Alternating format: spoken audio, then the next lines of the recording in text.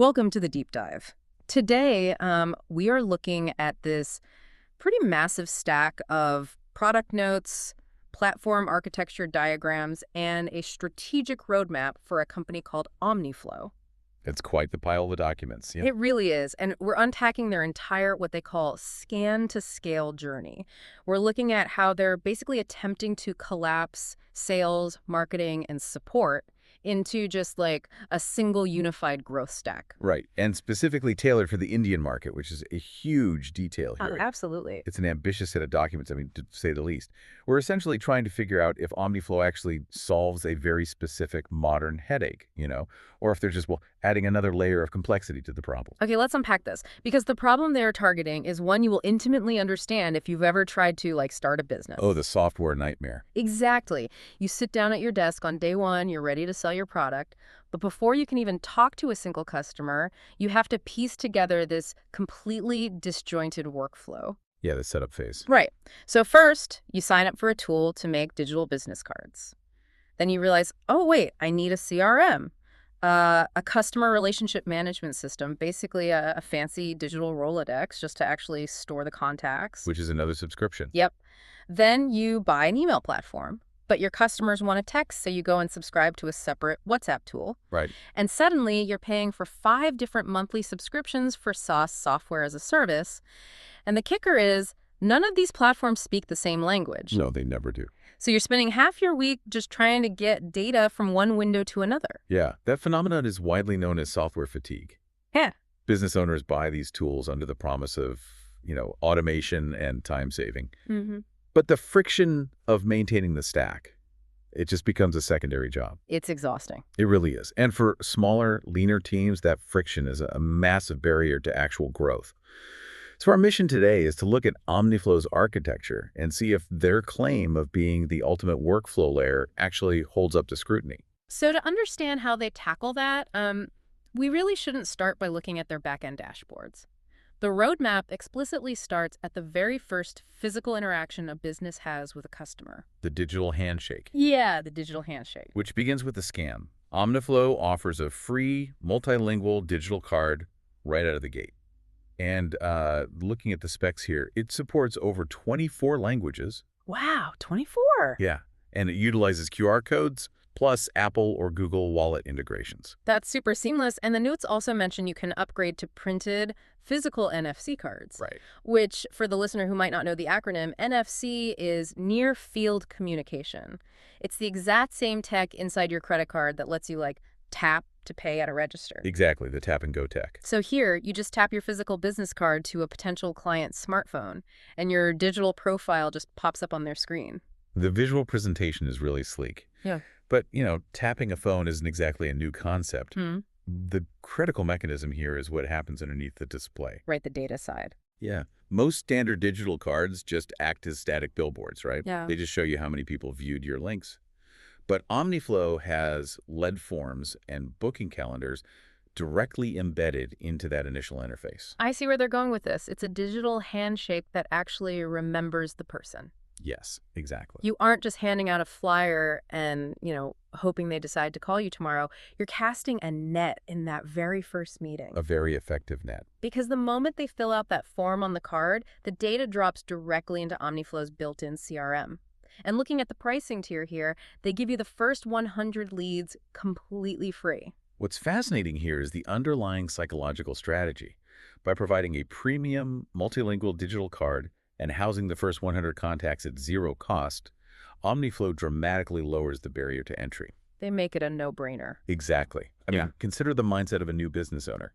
They aren't actively shopping for a complex multi-tiered software stack. They just want a professional way to share their contact info. They just want a cool card. Right. But by using that cool card, they are inadvertently adopting a CRM. They're tracking analytics. They're organizing leads. Sneaky, but brilliant. OmniFlow establishes itself as the foundation of the user's operational habits on day one, without ever asking for a credit card. It is an incredibly effective customer acquisition model. Yeah, you install the plumbing before the house is even built. That's a great way to put it. But let's follow the timeline here. You have the lead in your digital Rolodex. Now you need to follow up. And here is where I kind of want to push back on typical software architecture. Okay, go ahead. If I look at the big Western CRM platforms, the immediate next step in the software is almost always an email sequence. You take the lead, you drop them in an automated drip campaign. Which completely relies on the assumption that the customer actively monitors and responds to professional email. Right. Which might be true in like corporate America or Europe. But OmniFlow is emphasizing this India-first architecture. So I have to ask, are traditional software platforms failing in markets like India precisely because they're trying to force Western communication habits, like email-first workflows, onto a population that operates entirely differently? You've hit on the core vulnerability of global SaaS platforms right there. Yeah. Cultural software fit is often entirely overlooked. Or it's just ignored. Completely. In India, a local retailer or consultant or, say, a neighborhood clinic might not even have a traditional website. Right, really? Yeah, it's very common. But they universally operate on WhatsApp, and they transact via UPI. Okay, for the listener, UPI is the Unified Payments Interface. It is India's real-time mobile payment system, and it is ubiquitous. You just scan a code or click a link, and the money moves instantly between bank accounts. It's incredibly fast. And OmniFlow adapts to those realities instead of requiring the user to adapt to the software. Which is how it should be. Right on that initial digital card, they feature UPI-ready actions. You can take direct payments immediately without routing the customer through some clunky third-party checkout page. And for follow-ups, the platform operates on a strict WhatsApp-first methodology. It acknowledges where the transaction is actually happening. I mean, if an app requires a customer in Mumbai to close their messaging app, open their email, search for a message, and then click a payment portal that is 3 layers of friction, and friction kills momentum. It kills the sale entirely. Yeah. Okay, so this hyper-local approach works. You tap the card, you capture the lead, you follow up on WhatsApp, you collect a UPI payment. Smooth sailing. Right. Let's say the business is booming. Eventually, you are going to hit that 100 lead limit on the free plan. The free ride ends. What happens when it's actually time to scale? This brings us to the paywall. They transition the user to paid starter seats, which are priced at INR 999 per active user per month. Okay, I look at that 999 rupee price tag, which is roughly, what, $12 US, and I'm highly skeptical. I don't blame you. According to their roadmap, this unlocks their full growth stack. And they break this down into 5 operating pillars: sales, marketing, an AI studio, automations, and support. That's a lot of pillars for $12. Right. In the wider software market, a dedicated support desk tool alone usually costs 3 times that amount. How can one platform bundle a CRM, a WhatsApp marketing sender, an AI content generator, A&D, a help desk, into a $12 subscription without ending up as a, jack of all trades, master of none? It's a very common trap for platforms to try to do everything. They end up bloated and mediocre. But if we connect this to the bigger picture, we really need to analyze what OmniFlow is actually optimizing for. Okay. They are not trying to build the most labyrinthine, feature-heavy AI studio on the market, nor are they building some enterprise-grade IT support desk. Their engineering focus is on eliminating the friction of data transfer. Data transfer. Okay, let's ground that in a realistic scenario. What does eliminating data transfer actually look like for the user? Think about a local electronics retailer. A customer buys a ceiling fan. A week later, the store's marketing tool sends an automated WhatsApp message offering a discount on an extended warranty. Standard stuff. Right. But let's say the fan arrived broken. The customer replies to that WhatsApp marketing message with an angry complaint and a photo of the broken blade. Okay, in a traditional fragmented software stack, the marketing tool receives that reply, but the sales team and the customer support team have absolutely no idea it even happened. Exactly. And an hour later, the sales rep calls that exact same customer to try and sell them something else, completely unaware that you're sitting there with a broken product. The customer is furious. Oh man, here's where it gets really interesting. Because in OmniFlow's architecture, this all happens on one timeline. Yes, one timeline. They share a single customer record. So when that broken fan photo comes in via WhatsApp, it doesn't just sit in some isolated marketing inbox. It triggers the support pillar. A ticket is automatically created with an SLA. An SLA. A service level agreement, basically a countdown timer for how fast the team needs to resolve the issue. Ah, got it. Then the AI Studio pillar jumps in and drafts a sympathetic response and a return procedure.